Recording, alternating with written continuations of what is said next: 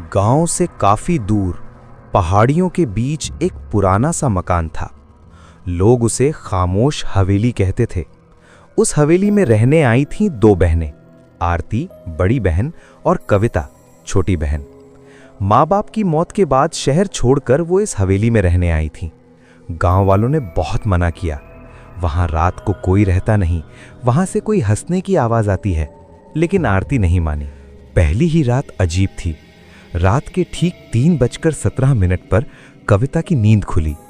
टक टक टक, छत पर किसी के चलने की आवाज।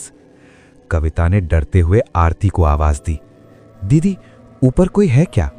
आरती ने झुंझलाकर कहा, पुराना घर है, आवाज आती रहती है, सो जाओ। लेकिन आवाज रुकने का नाम नहीं ले रही थी। दूसरा दिन वो कमरा। हवेली के पीछे एक कमरा था, हमेशा बंद। कविता ने पूछा, दीदी ये कमरा क्यों बंद है? आरती थोड़ी देर चुप रही, फिर बोली, इसमें मत जाना बस। उस दिन पहली बार कविता ने महसूस किया आरती कुछ छुपा रही है।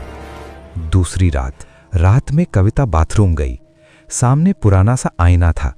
जैसे ही उसने आईने में देखा, उसके पीछे कोई खड़ा था। काले बाल, सफेद चेहरा, आंखें बिना पलक झपके घूरती हुई। कविता चीखी। आईने में वो चीज मुस्कुरा रही थी। अचानक लाइट बंद। जब लाइट जली, पीछे कोई नहीं। आरती का बदहता व्यवहार। अब आरती अजीब बर्ताव करने लगी। रात को खुद से बातें, दीवारों पर कुछ लिखना और उस बंद कमरे के पास घंटों खड़ी रहना। कविता ने एक रात सुन लिया। आरती फुसफुसा रही थी, बस थोड़ा और, फिर तो पूरी तरह मेरी हो जाएगी। सच का पता चलता है। कविता ने गांव के बुजुर्ग से बात की। बुजुर्ग कांपते हुए बोले, उस हवेली में पहले भी दो बहनें रहती थीं।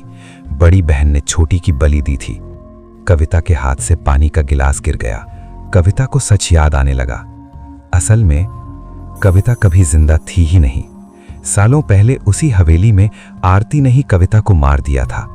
अब जो कविता थी वो एक आत्मा थी और आरती उसे पूरी तरह अपने कब्जे में करना चाहती थी। रात 3:17 वो बंद कमरा खुला।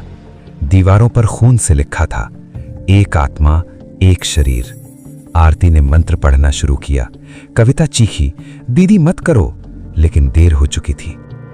अंत या शुरुआत? सुबह गांव वालों ने देखा, हवेली में एक ही लड़की खड़ी थी। वो मुस्कुरा रही थी। किसी ने पूछा, तुम कौन हो? वो बोली, मैं दोनों हूं, स्माइली। और